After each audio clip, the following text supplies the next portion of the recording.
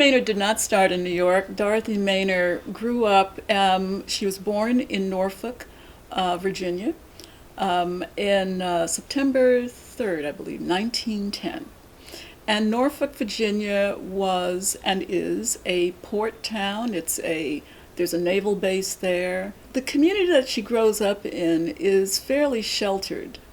So even though segregation is the, theme of the day, she is sheltered a lot from that because in this African American community, there are doctors, lawyers, Indian chiefs, there are ministers, again, in this bastion of, in this enclave of a black community that has a lot of what the larger society has, but has it in its own cultural place. The musicians who are playing in the churches, many of them are trained.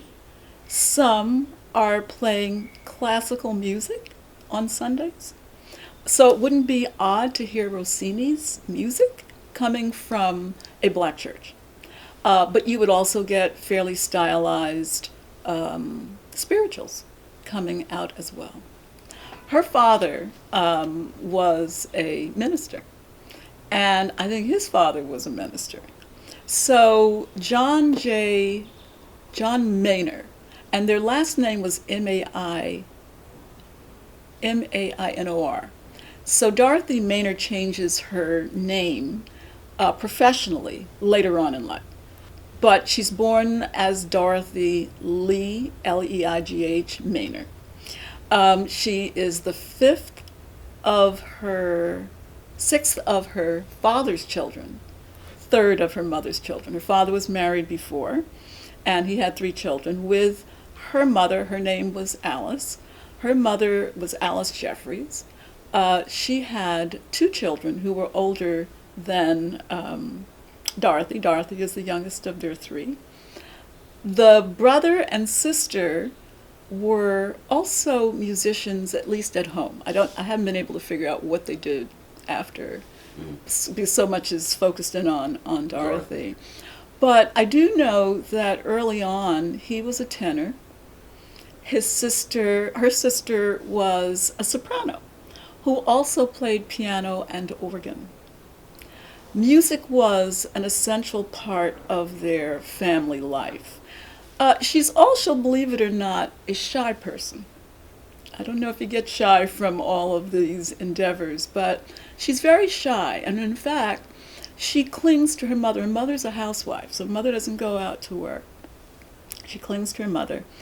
And she really doesn't want to venture too far from home. That is not her goal. And in fact, her mother is very, what I would say, more than capable of creating clothing. And this is when people made things for themselves. So that was not unusual, but her mother was really more than adept at these kinds of crocheting and sewing, that sort of thing. And that's what Dorothy wanted to do. She had no idea that she would be in music. When she leaves Norfolk, and she leaves at the age of 14, she does not want to leave. But her teachers have decided that she would best be schooled if she were in a smaller environment. So it was thought that it would be better, at least for Dorothy, for her to attend Hampton. That's how she gets to Hampton. Norfolk is about 20 miles from Hampton Institute at the time. Smaller, personal, private attention. So she's reluctant, but she is dutiful. So enter Dorothy Maynor to Hampton Institute. She is this young girl, 14, 1924. And she is just marveling at all of this. Now, mind you, and she does well. She does well in these small classes. She gets personal attention. She gets all of this. But she's very serious about her work. Well, she's at Hampton, and she plays sports. She is making clothes in home economics. She is dutiful in her studies, and she adapts to a place that she was not initially interested in going to. But she takes in all of the other elements of the school, and in its ability to be rounded, as well-rounded as one can be, by bringing in the artists of the time, by bringing in the political people of the time, by having on display the art on the wall, in fact having an endowment with an institution where you actually go and get the art and kids actually watching and looking at it. Yeah. You know, it's a different time. Yeah. Right? But she takes all of this in. Where does it go? We never know where anything goes. But if we set the stage for it, Dorothy's stage that was set the stage for the Harlem School of the Arts. You think about the visual, you think about the movement, you think about, you know, the people at the top of their game as instructors coming to, you know, not just teach and instruct, but also to show and to do at the same time. It was always about excellence. When we think about Dorothy's beginning, it was about excellence. I think Harriet Sumner Curtis, who was the dean at the school when Dorothy was there, saw something in her spirit and in her way, because when I read sometimes about some of Dorothy's contemporaries, they would say things like, oh, you know, we would go out and do something, but Dorothy wouldn't do it unless she was finished with her work. Or Dorothy made a beeline to go study while we were out, you know, having a picnic. So you always got the sense that she really understood what it meant to be serious about her work, what it meant to go forward with her ideas. And remember, she's still thinking about becoming a home economics teacher. Right. So she doesn't know she has a world stage to go to. She wanted to be like her mother. So let's go back there. And so she continued to sew, she continued to do all the academic things. But for music class, because she was in the chorus, no, she was not a soloist. She was not identified as someone who was leading the charge. She was just one of 130 people. So the turning point for her, in terms of music, really comes from our Nathaniel Dett. Dett was already well known as a musician extraordinaire. He was from Canada. He attended several schools. By the time he's there, he'd already gotten honorary degrees because of his essays, for his writing. But what he really became known for were the spirituals. She signs up for music only after Dett has a serious conversation with her father. Her parents really factor into everything, so let's not lose sight of them. Her father agrees. Now, she didn't ask to be in the music program. Dett goes straight to her father, and her father determines this. And she, because she was the dutiful daughter, wouldn't think of going against her father. And besides, it wasn't something that she would not want to do, but it wasn't something that was in her particular roadmap, as she saw it. And her family, of course, agreed, and that's how she was able to get through it. Now, our Nathaniel Dett is a turning point. What happens for this, she morphs from being just a person in the chorus to someone who stands out for him. Why? She's in school about 2 years, and the chorus has a date at Carnegie Hall. Now, you didn't just get to Carnegie Hall, obviously, but they have a date at Carnegie Hall. And the soloist left school before the Carnegie date. Our Nathaniel Dett was at his wit's end. Who was going to replace the person who he had already picked out to do this solo? So he's trying out all of these people in the chorus, and he hasn't come up with anyone that he felt could really sing that role. Dorothy does not pop up and say, I'm going to do this. In fact, what she does, there is an organist whose last name is Hayes, who teaches at the school. And he does all these organ preludes, and you can always find him in the chapel. So she goes to him one day and says to him, oh, he's just played something, so she gives him, all kinds of accommodations. And then she starts talking about the weather, and he knows something's up. He's like, okay, what's up, Dorothy? And she says, well, Mr. Dett is really, at his wit's end about trying to find a soloist. So he says to her, why don't you try it? And she was like, well, I'm not. No, he says, why don't you try out? So he sits there and they work on the song together. This is Hayes, the organist, with Dorothy Maynor. So that by the time she says to Dett, let me try it, he picks her immediately. What Dett does for her later on is to help her understand so much more about herself and her abilities. So that really is a part of where she really turns from home economics. She packs up and she comes to New York. Now, she doesn't have money. She's on 137th Street, off of 7th Avenue. She stays there until she can kind of get some footing. She has to figure out a job. She gets a job in Brooklyn directing a church choir. The church choir just happens to be the church of Shelby Rooks, who I think she had met when she was at Westminster. I read something where that might have been a connection. But nonetheless, she's at that church, and that's how she is making the money that she needs to just live, pay her rent, and that sort of thing. She realizes that the Y isn't going to be enough. She needs to be where she has a piano and the whole thing. So she gets an apartment. That doesn't quite work, but she manages. So 1939 is when she auditions for Serge Kossovetsky. And he's the conductor of the Boston Symphony Orchestra. When she starts singing, it is said that his head was in his hands, like this.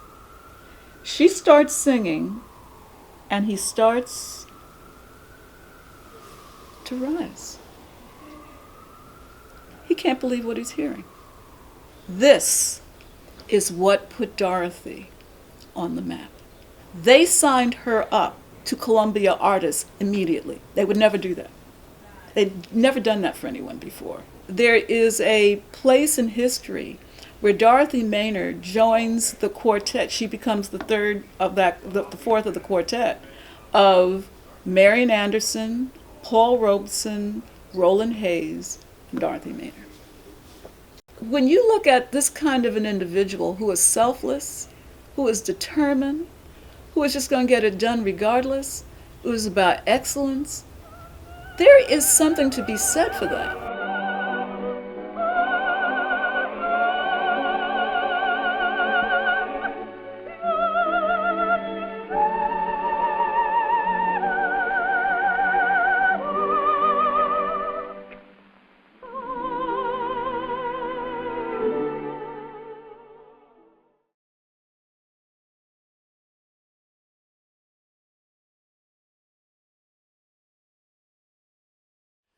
When Dorothy Maynor retires from the stage in 1963, she throws her energy into the church and the things that would aid her husband.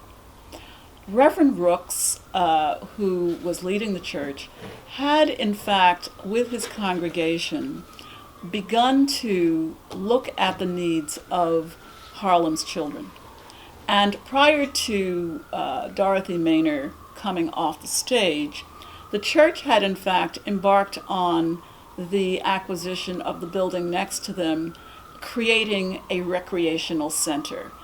Also in 1967, she began a very aggressive campaign to raise monies for a new home for the school, largely because She had been using the recreational center that the church had founded, which she renamed the Harlem School for the Arts, but they were also using places within the church to operate the Harlem School of the Arts. My name is Pazel Jackson, Dr. Pazel Jackson. I'm Vice Chairman of Carver Federal Savings Bank. She had an idea about providing these services and started the school in her husband's church. Very soon found that it was so successful they needed to expand. Now, we're talking now about starting the school perhaps in 1964, 65, and they got to the point where it was well beyond the capability of the facility to handle it, probably in the early 1970s. And that's the point in time when she came to see me. She didn't come to me directly. She started by going to every major bank in New York City. Chase Manhattan Bank, Citibank, you name them, all the banks, with an idea that she had of building a new structure that will provide modern facilities for perhaps as many as 1,000 students who would be educated after the normal school hours, after 3 o'clock. She was declined by all the banks in the city of New York. As a last effort to find financing, she came to the Bowery Savings Bank, where I was, at that time, Senior Vice President and the Chief Lending Officer for the Bowery Savings Bank. Now, to put this in perspective, this is in 1973, 1974, so almost 50 years ago. The concept that she had made sense from the point of view of providing social benefits to local community children. But she didn't have a business plan. She didn't have any source of income to either pay for the construction of the building or the ongoing operation of the school. And that's the reason that every other bank turned her down. Unfortunately, the first meeting that I had with Dorothy Maynor, she presented her proposal to me with exactly those shortcomings. No obvious way to pay the money back. And so our first meeting was on a Friday afternoon. Unfortunately, it lasted for less than 20 minutes. At that time, I told her no. This is not the type of loan that the Bowery Savings Bank would like to make at this point in time. I'm sure she thought that was the end of our conversation and the end of any further negotiation. But as it turned out, I had dinner that weekend with my father and mother. And after I explained the visit that I had and mentioned the name Dorothy Maynor, both my father and mother were really very surprised, to the extent that my father dropped his silverware into his plate and said, "Son, don't you know who you're talking to, who you're dealing with? Dorothy Maynor is a famous, a world-renowned artist, somebody of enormous talent and integrity. And in addition to that, Dorothy Maynor went to Hampton University with your father, with your mother and I. We were classmates. We know her. We know that she would not waste your time coming to you with a proposal that didn't have some basis in fact and ability to repay the loan." My dad said, and I'm going to quote him, "Junior, you find a way to make that loan to Dorothy Maynor." I took those instructions very seriously. I called up Dorothy Maynor on Monday morning, and I said, "I think I'd like to spend a little more time with you to understand the details of your proposal. What exactly are you planning to do?" And she said, come up to the church this afternoon. You can see the kids. You can see the type of program we're running, why we need more space, and I'll explain the details of what I intend to do. I visited, saw the kids, saw the way she organized things and the control that she had over these youngsters who maybe were 5, 6 to 10 years old, how they were so enthusiastic and energetic in pursuing either learning to play a violin or piano. And when we sat down to talk, she explained that for almost 10 years, she had been working with the Board of Education, getting students to agree, students and their parents to agree, that after school, they would come to the church, be exposed to 2-3 hours of formal program in music and arts. Parents would then take them home, and the Board of Education would pay a stipend for each pupil. At that time, I think the figure was $500 per semester for each pupil. So that was one source of income that she anticipated as a way to repay the loan. In addition to that, she made it clear that not only did she have the support of the local community, but because of her stature, because of her world-renowned fame, she had friends on Wall Street and throughout the country who were interested in participating through charitable contributions, through fundraisers, through any number of opportunities to bring money to the school to support the program if she got it off the ground. As it turned out, they never had to advance not one penny. Dorothy Maynor, through her income from the Board of Education, through the charitable contributions, through the galas, the various activities that she had each year, paid me back $1 million each year to reduce the principal, plus 8% interest on that $1 million, and paid the loan off in full in 4.5 years. Dorothy Maynor was a spectacular performer, but also was an unrecognized businesswoman of tremendous ability. In 1968, she had invited Arthur Mitchell, a very famed ballet dancer, as we know, to teach ballet classes to the students of the new dance department here at the Harlem School of the Arts. So in 1975, she became the first African American to be elected to the Metropolitan Opera Board of Directors. So while she never sang on the stage of an opera with an opera company, she was the first to be elected to be on the board of directors for the Met. In 1977, Dorothy Maynor was able to see one of her crowning glories, and that it was to be able to move into her new, for the community, for the kids, for the parents, for the teachers, for everyone, her new award-winning facility, the Harlem School of the Arts. So in 1963, she develops this plan. She gets these 20 students. She doesn't make an announcement about the school starting.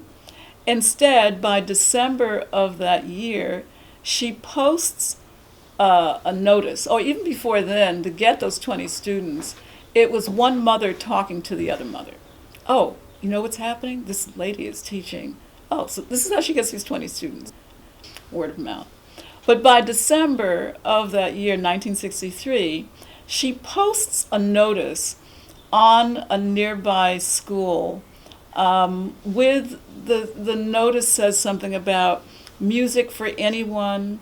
If you come with a child, the child has to come with a parent. And what she discovered were a stampede. Dorothy Maynor had to close the registration. She didn't have enough teachers. I don't think anybody thought that any of this could happen quite that way. But what she did have was the support of the church. And I think this is very important. The church was a varied congregation. many business owners, the black middle class congregation by and large, very healthy numbers there, about 2,000 people in that congregation. And they were gratified. They were gratified and amazed at the same time.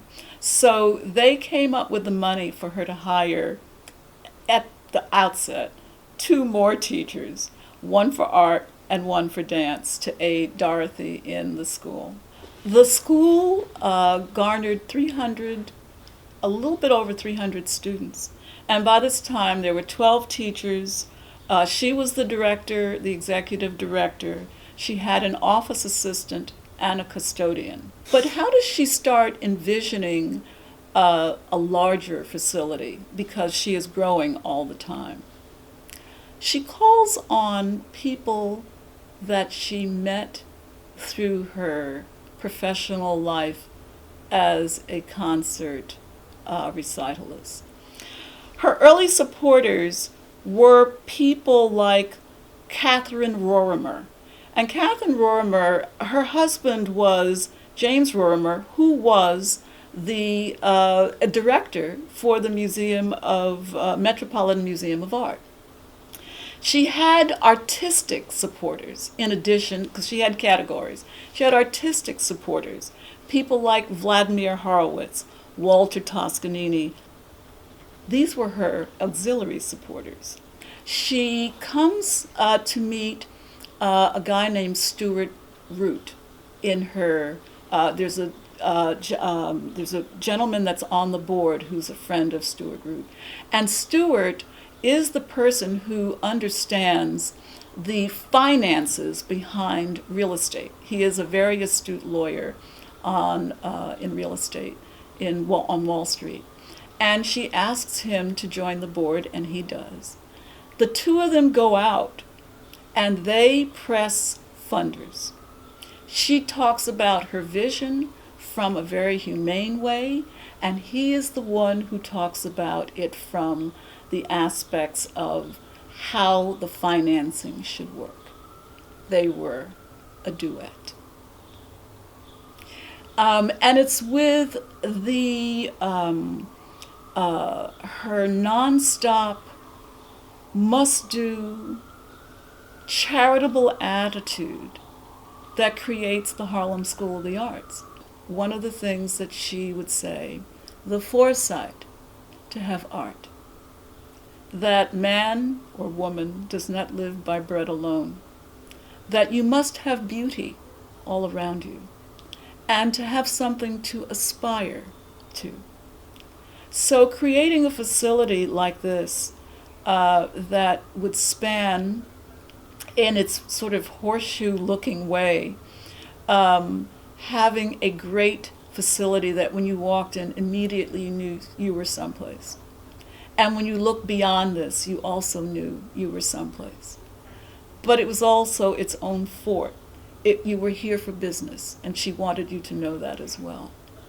So much of what Dorothy grew up with was also the stamp that she left for the Harlem School of the Arts. She had much in the way of support. There were people who supported her through governmental assistance, through private donations, through foundations, large foundations, individuals.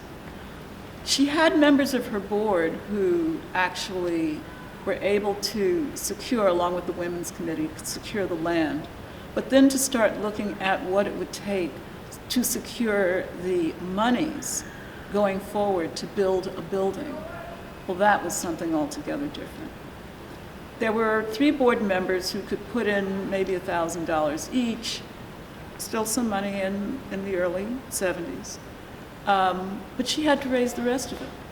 She sat down with with the architect, Ulrich Franzen, and that is to say that what works for her is someone for whom she could spend time with to discuss her vision.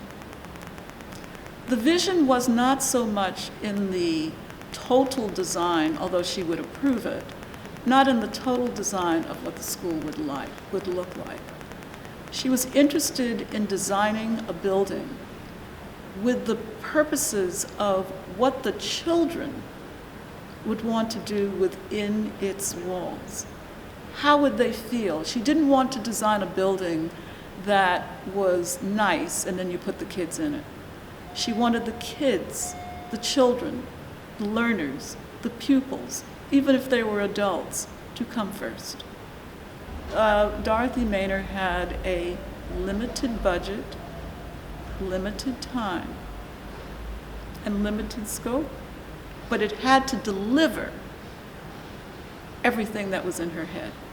Anyone walking in here, being on the inside of the gathering space, looks out onto the gathering space in its most natural way, as to be an enclave, as to be a place where you are protected, as a place where you are loved, as a place where music still fills the air and words still mean something, where discipline pays off, where education is always in its most highest form, where art, in all of its glory, are the things that she wants every individual to walk into the building and to understand that the art of the person, the art that you will experience, the art that you will take away, is also all around you too.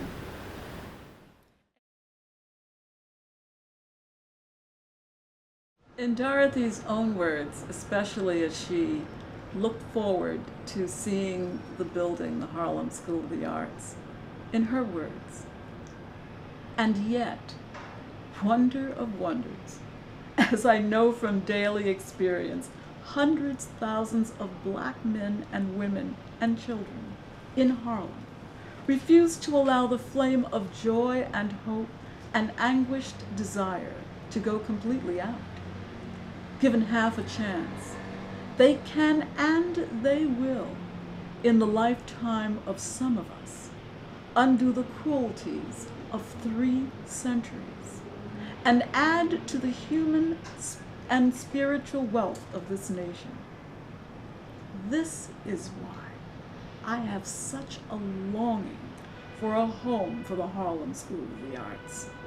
It will be, admittedly, a drop in the bucket, an oasis of hope in a surrounding sea of despair, a healthy cell in a badly diseased body. But it will be a start towards the binding up of a wound that has been festering for a long, long time. I picture the school's new home as a sanctuary, a refuge for those in search of that which will give the body and substance to their dreams, for families, father, mother, children, freed for a brief moment from the drab, cramped quarters misnamed home, while they explore what it means to be together in a world they have never known. The world of music and drama and the dance and other handmaidens of joy and freedom. We live in a rich and favored land, and I have no hesitation in seeking whatever it may cost in dollars, millions of dollars, from individuals, foundations, local, state, and federal governments to build and equip this facility.